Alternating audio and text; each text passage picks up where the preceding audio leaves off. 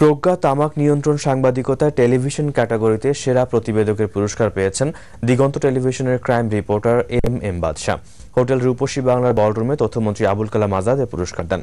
দৈনিক পত্রিকা বাংলা ক্যাটাগরিতে দৈনিক ভোরের কাগজের মাহমুদ রনি, অনলাইন ইংরেজি ক্যাটাগরিতে BDNews24.com এর নুরুল ইসলাম হাসিব, রেডিওতে ABC রেডিও শাহনাজ শারমিন ও সেরা আঞ্চলিক পত্রিকায় রাজশাহীর দৈনিক সোনালী সংবাদের মাহতাব চৌধুরীকে এ পুরস্কার দেওয়া হয়। বিজয়ীদের 50,000 টাকার চেক, ক্রেস্ট ও সার্টিফিকেট তুলে দেন আইন প্রতিমন্ত্রী অ্যাডভোকেট কামরুল ইসলাম ও মহিলা শিশু বিষয়ক প্রতিমন্ত্রী শিরিন শারমিন এবং ঢাকা বিশ্ববিদ্যালয়ের ভিসি আরেফিন সিদ্দিক।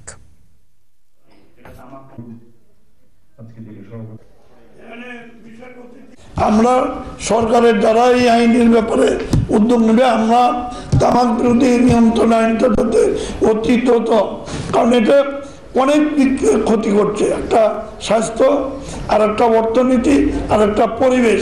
সুতরাং এটা আমাদের জরুরি ভিত্তিতে এই ব্যাপারে সক্রিয় হওয়া দরকার।